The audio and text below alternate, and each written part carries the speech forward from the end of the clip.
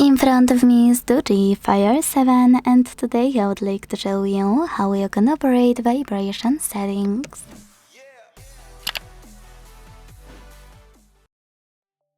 Begin by opening Devices Settings and scrolling to Heat Sound and Vibration.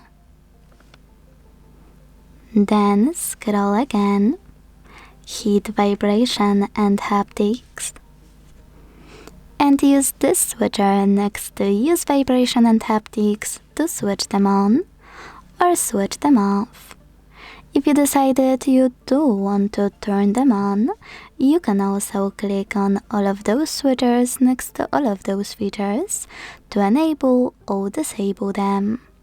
Ring and vibration function. And when you enable this one, you can also turn on vibrate first, then ring gradually, notification vibration, alarm, touch feedback, and media.